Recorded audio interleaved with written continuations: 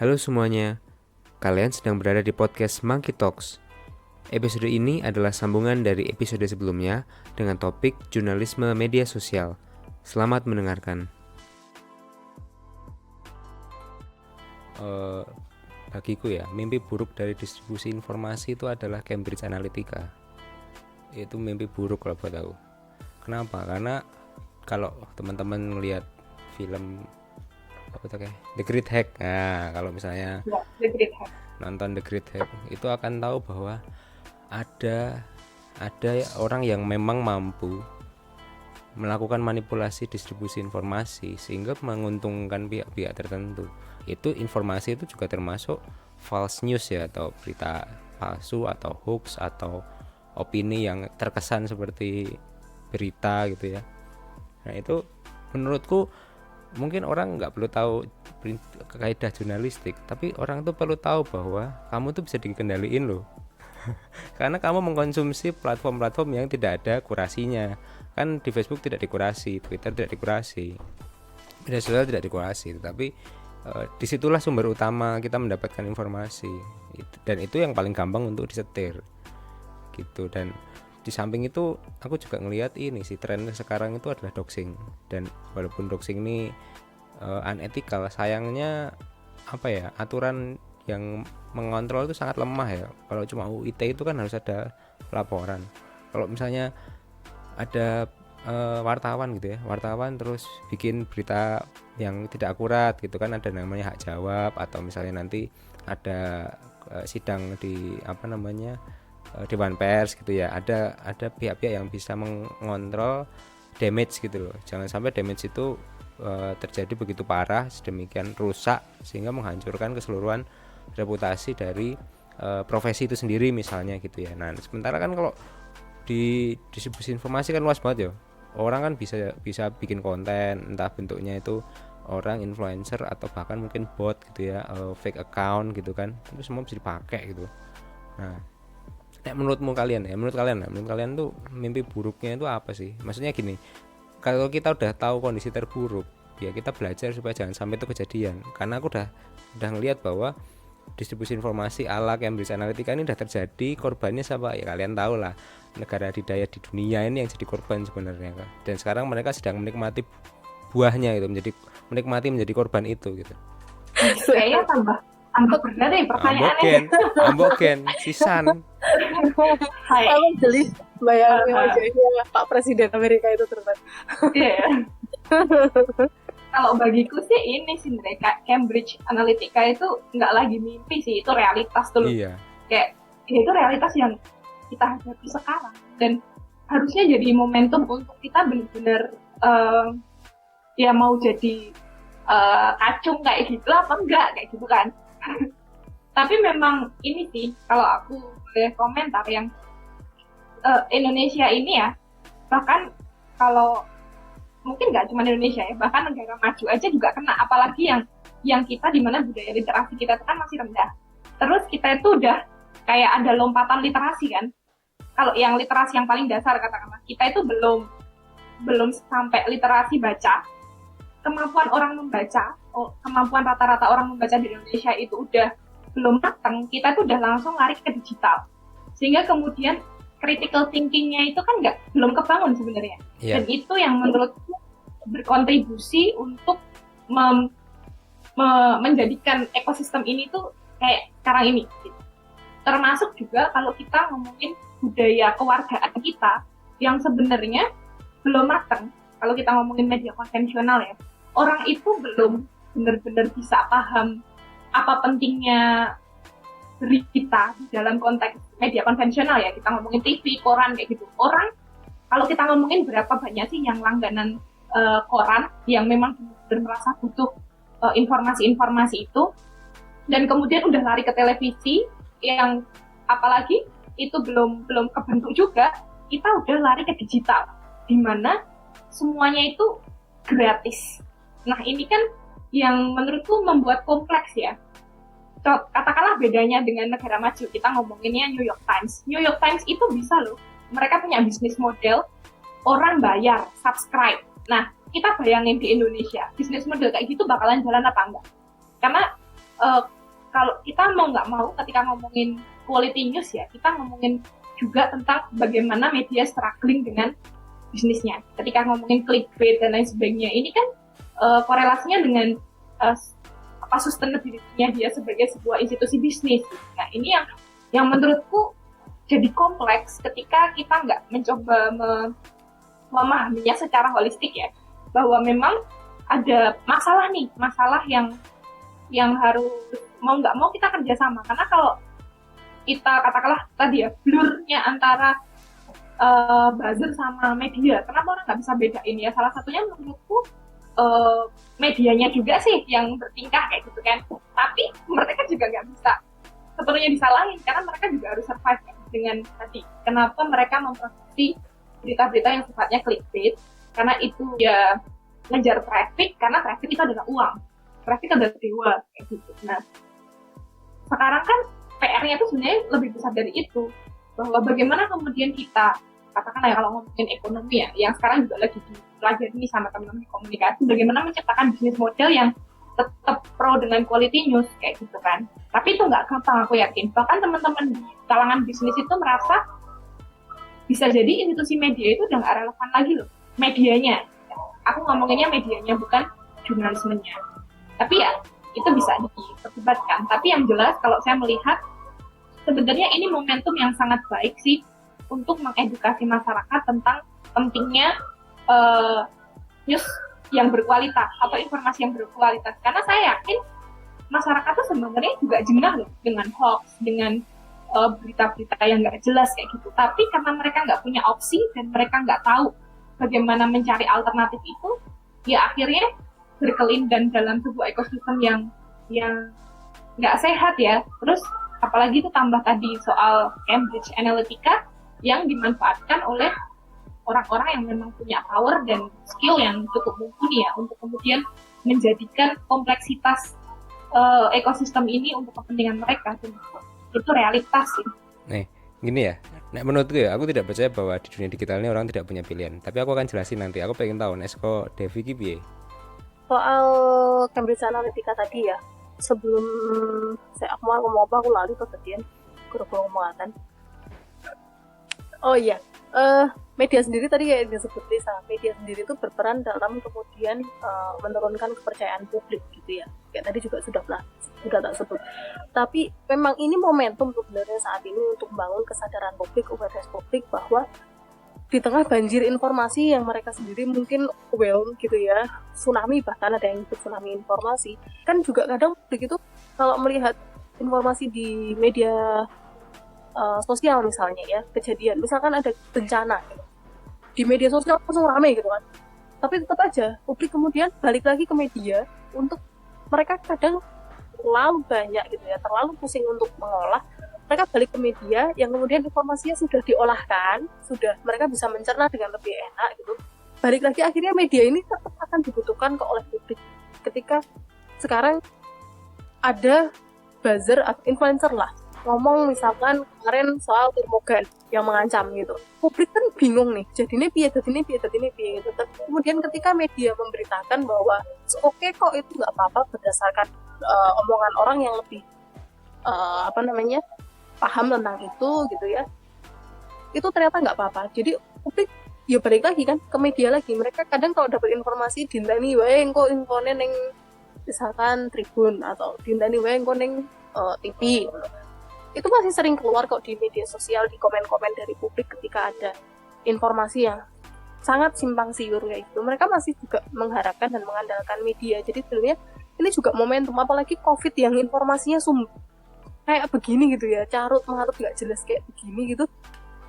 Sebenarnya kan media mau dan cukup pinter, ini peluang untuk mengembalikan kepercayaan publik ke mereka. Walaupun sebenarnya kemarin juga sempat media sendiri salah langkah sih menurutku dalam pemberitaan COVID ini, karena yang diekspos lagi-lagi kemarin sempat soal ketakutannya atau dibandingkan dengan bagaimana sih kemudian kita menghadapi COVID ini gitu. Kalau yang soal Cambridge Analytica ya itu tadi, karena kita itu nggak sadar kan ketika kita mengakses di media sosial sebenarnya informasi kita tuh sudah diarahkan kemana-mana. Sering loh aku tuh nemu ada postingan yang ternyata lagi viral tapi aku kok nggak nemu viralnya di media sosialku gitu. syukur-syukurnya media sosial aku masih cukup beragam. Ketika aku scroll itu nggak ada sesuatu yang apa ya, sempet heboh banget kayak misalkan kemarin ternyata ada pernyataan Anies soal suku Jawa yang itu katanya viral, yang itu katanya rame, tapi aku tidak menemukan. Jadi Anies itu tidak mengakui bahwa dia kan ditanyain soal Arabnya gitu ya, tapi dia bilang saya Jawa, saya orang Jogja Tulen.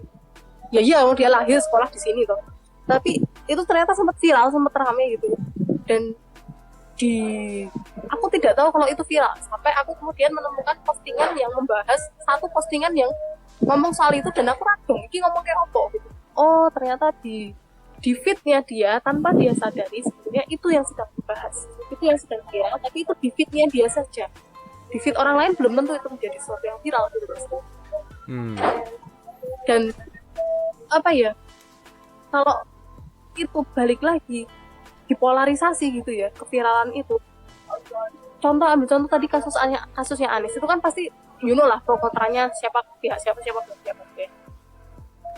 Di feed yang di postingan yang aku baca itu dia kan orangnya sangat-sangat nggak pro Anies gitu. Dan dia memberikan judging yang seragam dengan apa yang ada di feednya dia kemungkinan, karena aku nggak ngerti feednya dia kayak apa. Yang intinya dari kalau komen dan like di postingannya dia itu, mereka orang-orang yang membenci Anies juga. Jadi tanpa dia sadari sebenarnya feed yang dia baca itu tuh isinya hanya dari satu sisi gitu. Yes, betul. Dia nggak ngeliat dari sisi yang lain gitu, dan dia merasa itu viral, itu hal yang besar karena itu memang yang ada di feednya dia itu. Sementara di feed orang lain belum tentu. Aku tidak melihat feed itu sama sekali. Aku cuma melihat dari postingan dia toh.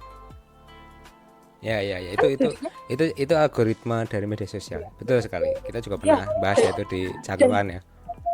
Dan itu kan juga bagian dari kalau kita bisa bilang Cambridge Analytica tadi.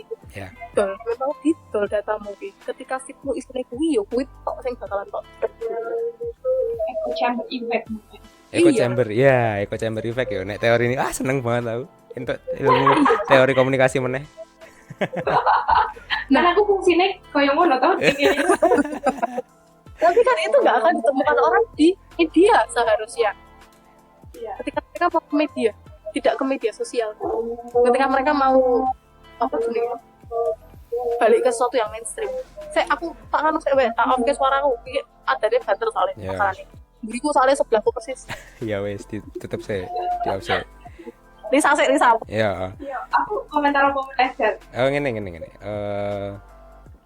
Sorry ya kalau ini mulai ke bawah emosi. Harus tarik nafas. Loh, kalau ngomongin soal ya memang namanya juga ngomongin media berita itu pasti ujung-ujungnya apa toh? Informasi ini yang simpang siur dalam arti begini. Bagiku media arus utama ya atau produk jurnalistik itu sebenarnya bisa akur dengan influencer atau mereka yang punya basis massa ya, basis follower besar untuk membangun ekosistem bersama yang positif. Nah, tantangannya kan begini, atas nama kebebasan berpendapat, kemudian influencer atau buzzer atau content creator ini kemudian membuka ruang-ruang kontroversi. Ya, belum tentu atau tidak selalu mereka yang mengucap, tetapi membuka ruang itu karena mereka sudah punya basis audiens. Maka pasti didengar, pasti ditonton, diperhatikan. Nah, ini menjadi tantangan karena kemudian reputasi influencer itu tuh dianggap sebagai informasi alternatif versus arus utama kan, atau media-media umumnya gitu. Media umumnya bosan ngene-ngene wae, sini mung data covid ngene. Nah, terus kemudian muncullah di media sosial, wah ini interview dengan ini gitu, wah ini kayaknya seru nih karena dia dulu gini, dia dulu gitu karena dia orangnya kontroversi gini gitu. Nah, kemudian mendapat perhatian dari masyarakat. Bagiku ya gimana ya, karena itu part of freedom of speech, yes, tetapi di sisi lain ya sebagai content creator atau sebagai influencer ya memang mungkin sekarang sudah waktunya untuk membentuk semacam kode etik atau misalnya ada kontrol yang bisa dilakukan. Konsepnya cuma satu, ketika kita sudah membuat sebuah ketika kita sudah memberikan mereka ruang untuk berpendapat, terus dapat panggung lah, kemudian mereka punya opini, 1-2 opini, dan kemudian itu bisa mengubah landscape yang tadinya kita sudah jaga supaya orang itu atau masyarakat itu bisa mengikuti protokol, bisa tertib, menjadi tidak tertib, menjadi berantakan lagi. Sebetulnya kalau kita ngomong spesifik lah soal COVID ini udah informasi yang simpang siur, beritanya berubah dari waktu ke waktu gitu ya. Ya karena secara nature sendiri COVID ini kan bukan sesuatu penyakit yang udah kita ketahui sebelumnya. Ini kan kita bahkan nggak tahu apa gitu. Kemudian kan muncul gagasan-gagasan alternatif, muncul pemikiran-pemikiran alternatif. Yaitu misalnya konspirasi elit global atau apa gitu ya. Bagi orang yang bisa mengikuti beritanya, gagasan itu menggelikan. Tetapi bagi mereka yang tidak mengikuti, tidak bisa melakukan filtrasi ya terhadap informasi, ya semua ditelan. Tapi aku tadi bilang ya bahwa di dunia digital orang itu selalu punya pilihan. Aku tidak percaya bahwa orang itu tidak punya pilihan. Yang ada mereka dikendalikan. Iya, dikendalikan dalam arti misalnya algoritma media sosial misalnya. Ya, atau misalnya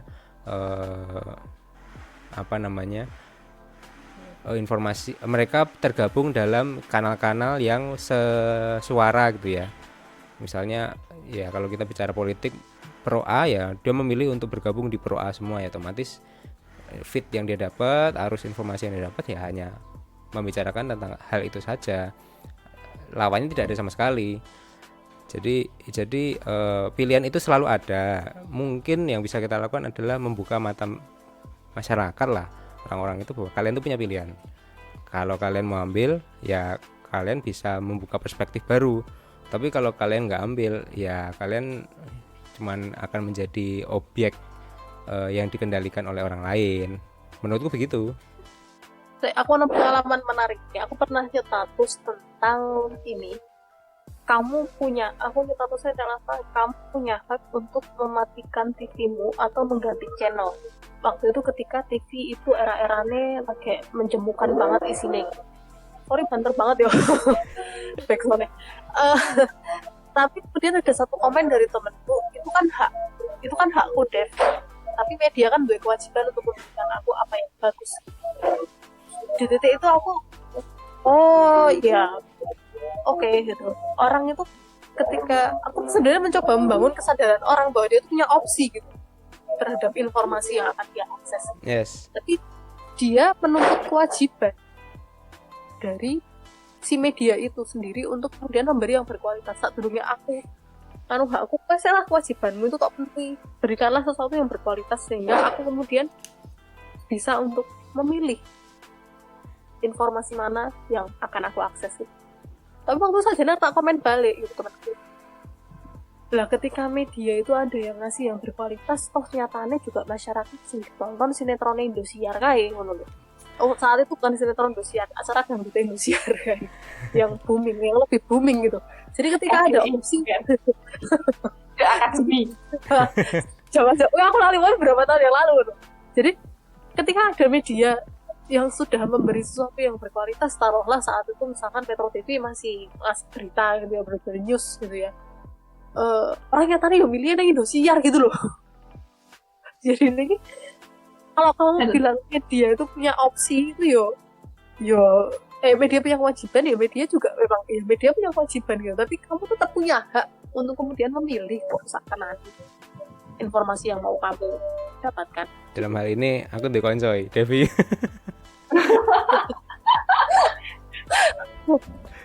Ya. Aku komentar ya. Ini boleh. kan larinya ini kayaknya jadi ekonomi politik ngono ya. Emang tambah absurd. Tapi aku juga sepakat sih teman-teman, bukannya kemudian kita sama sekali nggak punya pilihan ya. Tapi memang untuk bisa punya pilihan itu kukira perlu proses perlu kesadaran yang tinggi dari individu-individu di masyarakat. Itu tadi ya, kayak ini kan lingkaran setan yang kita omongin sejak zaman TV dulu ya. Iya. Belum kita ngomongin digital, kayak rating, kemudian yang ditonton malah yang nggak berkualitas, bla bla bla. Kalau teman-teman dulu ingat, kita tuh pernah belajar tentang spectacle society atau spectator, konsep tentang masyarakat tontonan. Kalau ingat, aku mau ngomongin konsep lagi ya. Asik. Tapi ini gambaran sih bahwa masyarakat kita itu emang masyarakat yang suka tontonan. Artinya ini yang menjadi PR ya, bagaimana menyikapi itu, bahwa bahkan berita pun, kalau dulu aku contoh yang aku ingat ketika aku kuliah, ketika ngomongin spectator ini kan, bagaimana orang itu bisa santai melihat berita tentang perang sambil makan. Karena kemudian dia tidak menempatkan apa yang ada di dalam layar televisi itu sebagai sebuah realitas, tetapi sebagai sebuah tontonan. Ya. Dan ini kukira bisa menjelaskan kenapa orang itu lebih suka influencer yang itu adalah selebgram, yang kemudian itu adalah artis, daripada kemudian sesuatu yang real, sesuatu yang kemudian itu ada menjadi bagian dari realitas. Ini kan yang terjadi ya kalau menurutku, yang itu membuat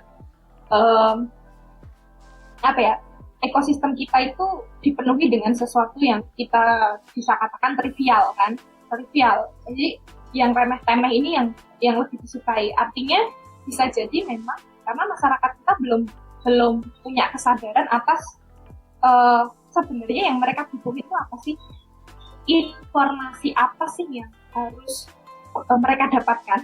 Jadi mereka pun mungkin nggak tahu loh harus menuntut media itu kayak apa. Kita ngomonginnya orang awam ya.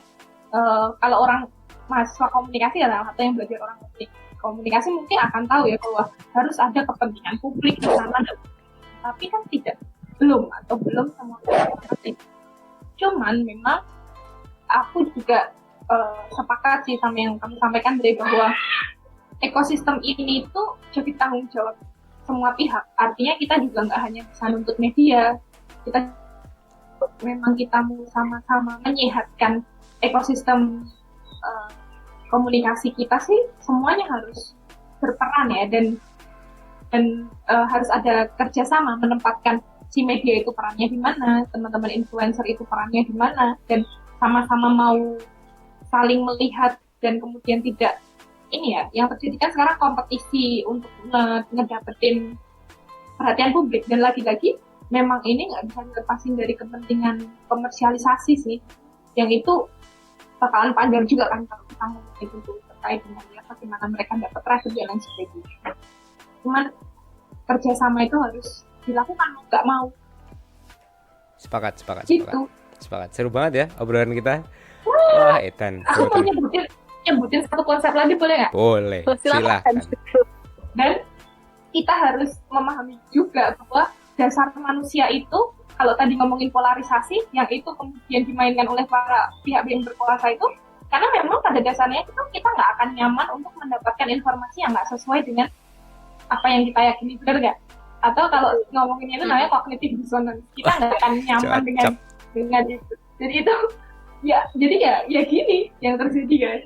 Itu sih teman-teman. Ya, cognitive dissonance ini adalah teori komunikasi yang sangat mendominasi terutama di era digital sekarang sih. Iya. Betul. Dan bisa menjelaskan banyak hal kan ya. Betul. Kenapa orang begini, kenapa orang begitu. Ya. Nah, seru banget ini obrolannya dan nggak kerasa udah sejam. Lagi edit. Nggak masalah, tidak masalah. Senang banget bisa ngobrol sama Lisa sama Devi, ngobrolin soal jurnalisme. Terus terang ini omongannya berat, tapi nggak banyak disinggung. Justru itu yang menurutku menarik ya, karena konten seperti ini sangat jarang disinggung di podcast. Dan ya mungkin bagi para pendengar kalau misalnya penasaran, kepo, pengen tahu lebih lanjut ya nanti cari tahu sendirilah ya. Oke, karena ini udah jamnya waktu Indonesia bagian rolasan, maka kita akhiri aja dulu. Terima kasih Lisa dan terima kasih Devi. Sama-sama. Sering juga bisa ngobrol. Maaf ya, ngobrolnya sering nggak jelas. Terima kasih telah mendengarkan podcast Monkey Talks. Kalau kalian suka dengan podcast ini, share di Instagram dan ikuti terus podcast Monkey Talks di Spotify dan Apple Podcast. Sampai jumpa di episode berikutnya.